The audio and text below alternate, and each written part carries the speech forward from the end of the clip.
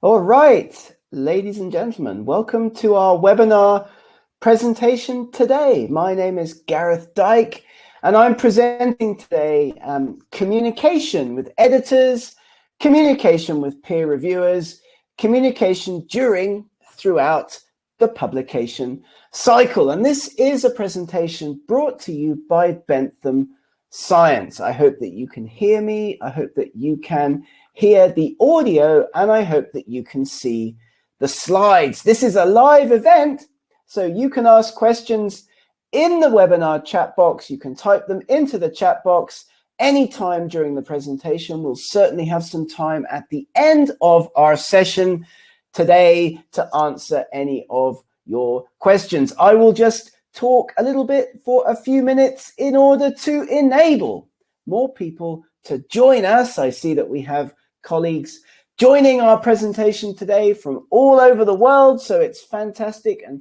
thank you so much for being here with us. It's just 3 minutes past the hour, so let's just wait for one more minute before we get started. My name is Gareth. Once again, this is a presentation brought to you today by Bentham Science Publishers. If you are unsure about Bentham Science Publishers, then jump on over to eurekaselect.net. I'll put that into the chat box for you so that you can go and check out the Bentham Science Journal offering, a major international publisher of both journals, traditional journals, as well as open access journals and ebooks. And we're going to talk today a little bit in some detail about what you can do as an author, as a submitting author, to increase your chances of getting your work successfully published in your target journal by communicating effectively during the publication process. My name is Gareth Dyke. As I already mentioned, I worked for a number of years in Ireland, in the UK, in Southampton, now in Hungary. I'm an editor working for a big international journal published by Taylor and Francis called Historical Biology. I also work for a number of companies, most often these days, in addition to Bentham Science Publishers, for a company called Science-Edanz. We'll put some more information about Science-Edanz into the chat box so that you can have a look at that. If you're interested in learning more about what we do, we provide editing services, we provide researcher support services. Anyway, the point of this is that I have lots of experience, both as a researcher. I've published myself almost 300 academic papers, as well as doing training sessions like this one, and editing and managing journals from the perspective of both peer reviewers and editors. So why are we gonna talk today about what we're gonna talk about? Communication during the publication cycle.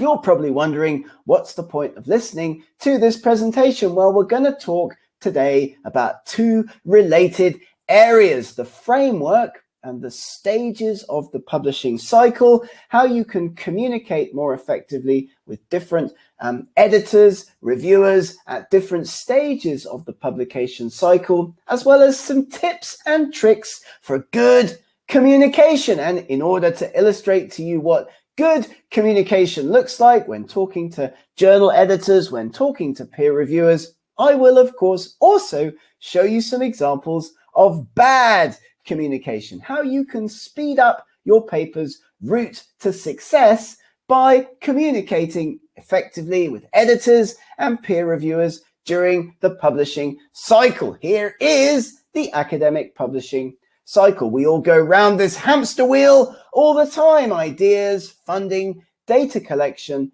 journal selection, paper writing, submission, peer review, and publication. And then the circle continues. It goes round and around again. Some of the key areas that we hope to be able to help you with in this session today around submission and around peer review and publication. Stages 6 and stage 7, where you have to go in and you have to actually communicate with editors and with those peer reviewers about your articles. If you need help with writing, if you need help with journal selection, I will give you tips and tricks about those in other webinar presentations in this series. Now, as you're well aware, English academic communication, very, very, very, very important if we are to be successful as researchers, getting our work published and steered into those international journals. Dear sir, many thanks for asking whether we would like to publish your paper. The paper's good and original, but unfortunately we are simply not willing to publish it. The trouble is the good bits were not original and the original bits were not good. We've all gotten letters like this from editors. This, of course, is a made-up example, but you get the message. How are you going to be effective communicating, talking about your work when you make those submissions and when you respond to peer review? Now, the first thing to touch on in our presentation today is, of course, that editors, and you, it's the cycle that we have to go into as researchers managing the process. Who will you be talking to? And in English, the word editor can actually refer to a number of different individuals, a number of different people in the process. You might be talking to a managing editor who may not have all that much to do with the journal. They may oversee a portfolio of journals. They may be dealing with a range of different output from a big publishing company. You may be dealing with an academic editor. Now, of course, these are the people like me at my journal, Historical Biology. These are the people who are controlling the journal content. They are the people who are selecting the peer reviewers. They're the people, often working academics like you, like me, doing the work as a part-time role. They may not be getting paid for it. They may just be providing that service as part of their professional work. So they've got a deep subject understanding, but they're often very, very busy. And so how we communicate with them can be very important to our paper's success in the process. And then, of course, there's also those language editors. I've worked as a language editor at Science-Edanz. We have lots of language editors who work with us. They are people who work on the language. They are people who work on editing the language. So managing editors, academic editors, and language editors could be the people that you end up interacting with when you make your submissions. Now, having said that, of course, the first thing to think about before you write your next paper is journal selection. Very important step in the communication process, because often successful researchers, people publishing their work in leading international journals, are making journal selection before they begin the writing process. They think about their target journals before writing. They think about their research results. They think, how significant is this particular study? Can I get it published in a big international journal, perhaps one of the Bentham Science journals? Let's see. So before starting to write, have a think about your target journal. And this is important because every journal is different. What kind of article you're going to be writing for a particular journal will depend upon that journal's aims and scope. Might be longer, might be shorter, might be targeted in a different way. And how to make journal selection? Well, one of the key things to do is to talk to people, communicate with others, communicate with your colleagues, and make those pre-submission inquiries. So here's two things that we've identified already in our training today that not a lot of academics actually do. Not a lot of academics think about their target journal choice before they begin the writing process. And that's important. That can dramatically speed up things for you as an academic, and also communicating at the journal selection stage, talking to others, talking to colleagues, making pre-submission inquiries, writing to journal editors about your results and asking them, would those results be appropriate for potential publication, for potential peer review in that particular outlet, can be something that you can do to speed up your publication experience. Get in touch with journal editors before you write your papers. Big international journals, Nature, Science, The Lancet, they are wanting authors to do this. So there's no reason why you can't do this yourself for any piece of work, for any submission that you might make. We recommend that authors do this. Make a pre-submission inquiry, make many pre-submission inquiries. There's nothing stopping you from writing to 50 or 60 different journals with the same overall letter and asking, would this work be suitable for potential peer review in your journal? So you can be effective, you can save valuable time. Journal selection can be important. So we recommend, of course, that you have a list of journals, a key list of journals in your field that you would like to see your work published in, a ranked list of 5 to 10 key journals in your field, aiming high, but choosing appropriately. So, as I mentioned, there's no limit to the number of pre-submission inquiry emails that you can send to editors because you commit to nothing. Expedite the process. One of our key insider recommendations then is that you do this. You make pre-submission inquiries, you write to editors, write to as many as you like, select that target journal effectively. Indeed, we'll give you an email template as one of the takeaways from our session today so that you can be more effective when you write those pre-submission inquiries to colleagues, to editors at international journals. This will help you with your target journal selection because, of course, if an editor comes back and says, hey, that's great, I'm really interested in seeing that paper in our journal, then you've already got yourself ahead of the curve. You're already ahead of the game when it comes to picking a journal. So get ahead of the curve. Communicating effectively at this stage in the early pre-submission phase of manuscript work can speed up your experience. Making pre-submission inquiries. Why not? You've nothing to lose. You can write to a number of target journals. Dear editors, we are considering submitting a manuscript to fill in the blank journal that is currently titled fill in the blank. I've included the working abstract of our article below. It's important to tell the editor why your study is important. Our study identifies fill in the blank, why the work is important, why the work would potentially be interesting and suitable for that particular target journal. Very important, something that you can do as an author to maximize your success. The other thing, in terms of insider recommendations at the early stage, of course, is the use of preprint servers. Are they worth using? Lots of people ask us about preprint servers. What are they?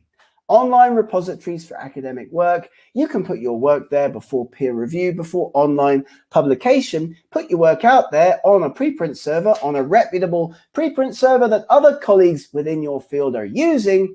Then colleagues can come, they can look at your paper, they can comment on your paper, and corrections, input from the community, communication from your research community can significantly enhance the quality of your paper. People ask us, won't I get ripped off? Won't my work get stolen? Well, no, because your priority and author IP, author intellectual property, are protected on a preprint server by what's called a Creative Commons license. So nobody can take the work and reuse it because that would be stealing. Your work is CC licensed, it's there on the server, it can be cited, it can be used before it goes to a journal for full peer review. And so the advantages of using preprint servers include that your work can be shared very fast with other interested researchers.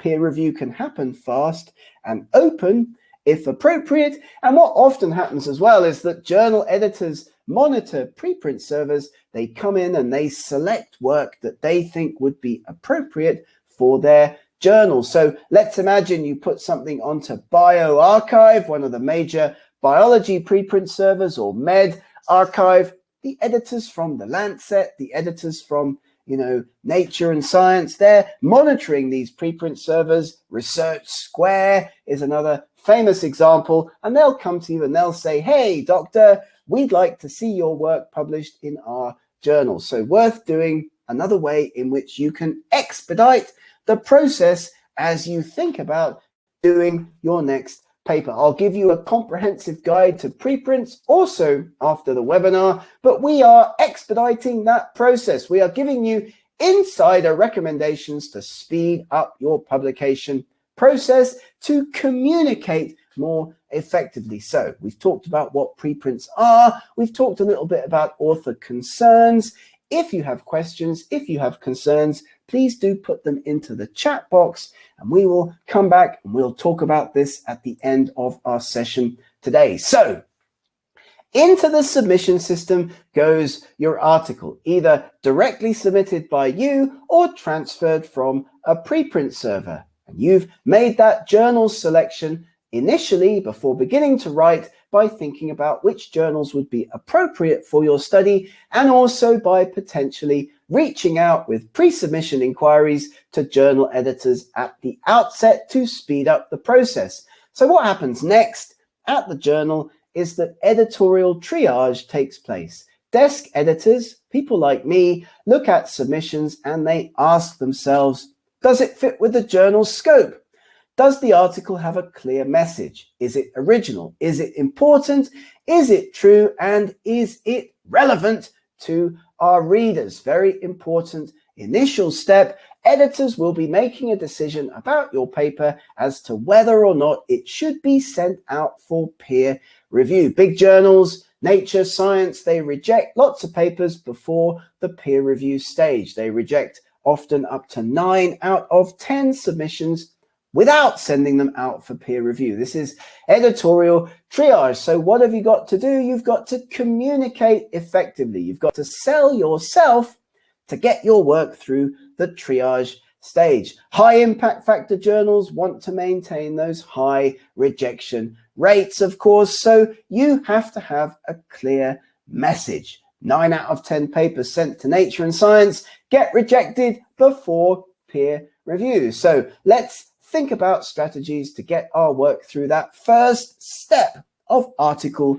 submission, the editorial triage stage. It's just like getting hit by a bus. You get rushed to the hospital. A doctor at the hospital in the emergency room decides what's going to happen next. And it's no different with academic articles. So there we go. Let's continue. I hope that the audio is working. I see that some questions coming into the chat. If you can't hear me, then please drop me a message into the chat box and we will try to fix the problem. The academic publishing cycle. The academic publishing cycle. As we go round and around our hamster wheel, we can identify together areas where you can more effectively communicate as a researcher. One of the key areas in communication when making a submission to an academic journal is, of course, having a great cover letter. Your cover letter is critical. Don't waste the opportunity to sell your work. Most authors don't bother with a cover letter. We get lots of submissions to our journal that just say, please consider this manuscript for publication in your esteemed journal. It's boring, it's dull, it's derivative. So make sure that you put the time in to write an effective cover letter. Tell the editor why they should take your work seriously. We get lots of cover letters that look like this. This is the worst kind of cover letter. It's saying nothing. Authors don't upload a cover letter at all. We've all been there. It's 5 o'clock. It's 6 o'clock. We want to get out of the university. We want to go home. We are making a submission. Up comes that little submission box on Scholar One, on Editorial Manager, on Open Journal Systems, asking us to upload a cover letter. Nobody wants to do it. So lots of people don't bother, or they upload something that looks like this. Dear editor, please find our paper enclosed, which we hope you will find interesting. Yours Sincerely, Gareth Dyke. And it's boring, it is derivative, it gives the editor no information about what they need to know about your paper. What you want is something like this: powerful anti-cancer agent, synthesized at 99% yield, reactions caused by A. This is telling the editor why the paper is interesting, why the paper is important, and why the paper should be published in that particular journal. And also, suggestions for reviewers are in there as well, which is very, very, very important. Often one of your only opportunities to give reviewer suggestions to an editor at a journal is in the submission stage, at that cover letter stage. So don't forget to do that too in your perfectly written, in your great cover letter, one of the most important parts of the whole process. Writing a great cover letter will help you maximize your chances of success. It's one of the first sections of the paper that an editor is going to read, so make it count. Why is the topic important? Why are the results significant? What's the key result? What's the breakthrough? Why is this an advance on previous work? Why are you submitting to this journal? Editors, they love it when they get to hear about their own journal, when they get to hear you talking about why their journal is so great and why your paper should be published in that particular journal. And then don't forget as well to provide those reviewer suggestions. Here's a template. We will give you this as well at the end. It's a template that you can edit. It's a template that you can use to put together an effective cover letter for your next academic article submission. So cover letters, one of the key areas of academic communication with editors and peer reviewers. We've talked about pre-submission inquiries. We've talked about journal selection. We've talked about editorial triage. We've talked about writing a cover letter. What happens next in the academic cycle? Well, what happens next is, of course, the submission step, and then hopefully peer review. And then when the paper comes back from peer review, we of course have to respond to the comments that we get. So this is where your communication skills as an author, as an English language communicator, really come into their own, because here, in response to review comments, you are going to make sure that your paper has the best possible chance of eventual acceptance. Once reviewed, the comments that you get will determine your likely acceptance. Minor versus major revisions. What does that mean? Well, if you get major comments, then probably the same reviewers are going to get to see the paper again. Whereas if you get minor comments made on your work, then probably just the editor will make a decision. So have a careful read of the email that comes back to you from the journal, because that will help you with your response. And when you do respond to those review comments, don't get angry. Don't get upset with comments that you think are unfair or negative. Be comprehensive, be polite, show your editor that you take the process seriously. Make sure you have all of the materials that you need for resubmission. And of course, perseverance and good communication skills will be key to your success. So make sure that editors and peer reviewers feel good about your responses. If they feel good, they're more likely to give your article a positive review. How can you respond effectively to the comments that you get back in review on your papers? Well, if you respond positively, if you make sure that editors and peer reviewers feel good about your responses, you're going to have a higher chance of getting your article successfully published. If editors and peer reviewers feel good, they're going to be more likely to give your article a positive time. So, good and bad ways to respond to peer review comments. We'd like to thank the reviewer. I do not think the reviewers understand my point. The reviewer has correctly pointed out it would not be necessary to change according to the reviewer's suggestions. We acknowledge that, yet we simply do not have enough data. We concur with the reviewer. Repeating the experience, the analysis would not actually change our conclusions. Be positive, be constructive, make the reviewers and editors feel good about your responses. Thank you for the valuable comments. The valuable insight is much appreciated. These comments significantly enhance the quality of our work. These are strategies that you can use to maximize your article's chances of success when you go and when you make responses to comments that you get in peer review. Peer review confidential. Here's some bad examples that we've had recently at our journal, things that you should not do when responding to peer review. Dear editor, who reviewed my paper? I need to know. The comments I received are extremely unfair and just plain wrong. Who wrote this about my work? Please write to me immediately. This is not how you need to be to make an editor or a reviewer feel good about your paper. Don't be aggressive. Don't be angry. Even if you get comments back that you feel are unfair, unnecessary, please try to take a step back. Please try to think it through, because these kinds of emails to editors just have the effect of making your paper get rejected or putting the editor in a negative mindset when going to re-evaluate your work. So check which kind of peer review your journal's using. Consider which works best for you, double-blind, single-blind, or completely open, and you can consider using preprint servers and open peer review journals if you want that for your article. You've got lots of choice these days as an author. Reviewers often want to hide their identities, of course, so that they can be more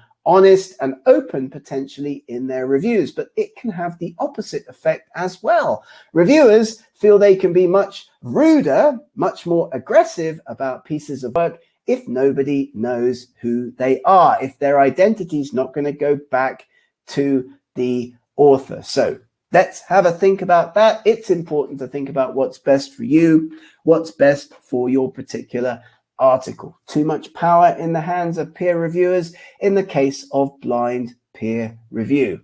So when you make responses, when you manage the process, effectively responding to review comments is important. You make a comprehensive rebuttal document like this one. You thank the peer reviewers who worked on our paper for their considerable efforts and for the time they devoted to our work. So starting off with a positive, thankful comment. We've made almost all the changes requested, and we enclose a revised manuscript that shows our changes clearly in a different color. Some people use strike through, some people show track changes. I always put my comments in response to review remarks in a different color and do all of the changes, even the small ones, even the little ones, because this shows that you are taking the process seriously.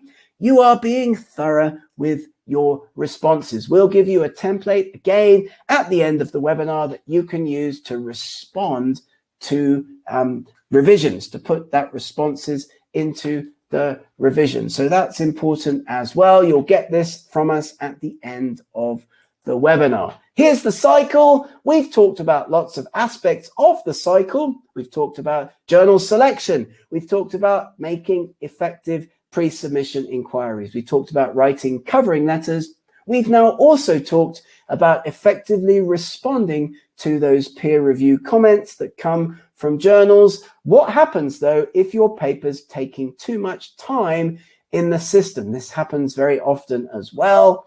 Lots of authors don't communicate. They don't get in touch with journal editors if their paper's taking too much time. You should be aware that the average time from submission to online publication across the industry, across the academic publishing industry, is about 90 days. So if you're waiting 6 or 8 weeks and you haven't got your review comments back, it's worth writing to the editor. Don't wait for years, as some people have done. Use this template to write to the editor. I'm sorry to bother you. I'm writing in regard to my article, and give the number. The paper has been reviewed and received minor revisions, and make sure you give them some information. Is there anything we can do to expedite the process? Perhaps by providing additional suggestions for peer reviewers. Then, of course, What about if your paper gets rejected? Communication at this point is also very important because, of course, rejection happens all the time.